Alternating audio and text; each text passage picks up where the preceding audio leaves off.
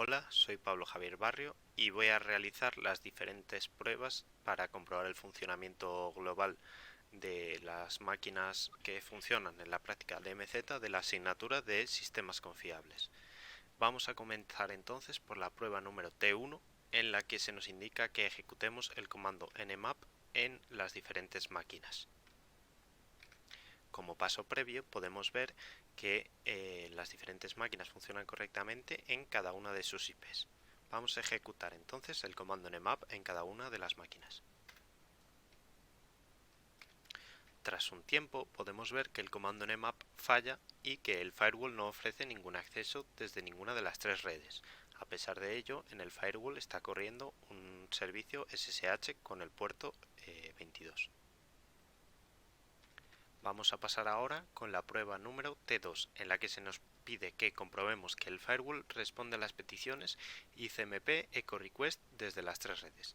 Para ello ejecutaremos el comando ping desde cada una de las máquinas a los respectivos interfaces del firewall. Como podemos ver, estamos recibiendo respuestas ICMP Echo Reply desde el firewall.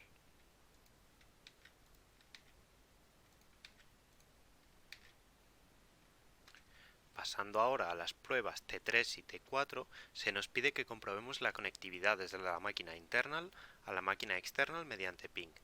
Y por otra parte, en la máquina external se nos pide que, usando el comando tcpdump o similares, identifiquemos los paquetes y las trazas intercambiadas.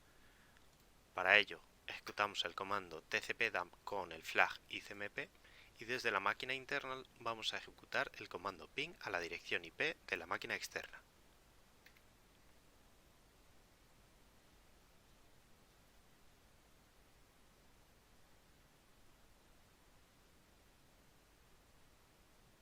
Tras un tiempo podemos ver que la máquina externa está recibiendo correctamente los paquetes ICMP desde la máquina interna. En la prueba número T5 se nos pide que comprobemos la conectividad desde la máquina interna con la máquina externa utilizando SSH.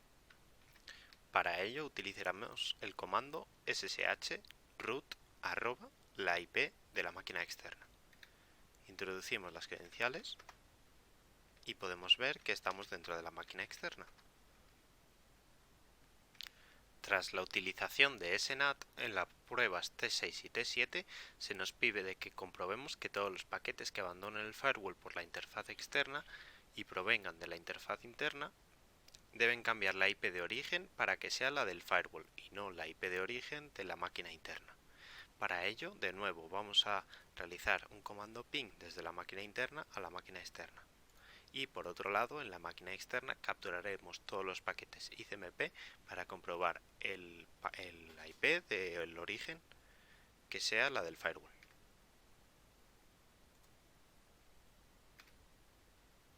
Como podemos ver, ahora las trazas ICMP no contienen la IP origen de la máquina interna, sino que contienen un tag de la máquina del firewall.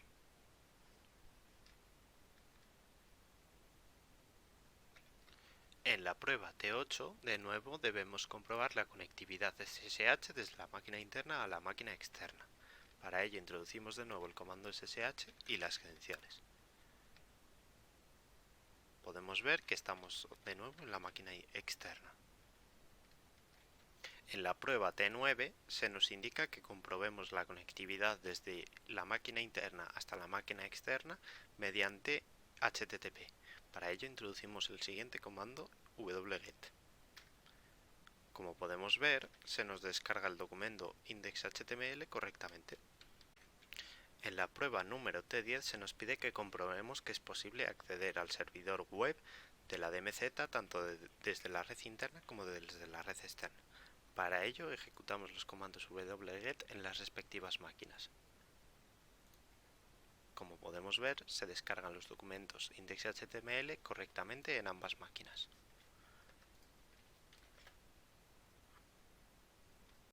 En la prueba T11 nos indica que comprobemos mediante el comando nmap que solo es posible acceder al puerto 80 de la DMZ tanto desde la red interna como desde la red externa.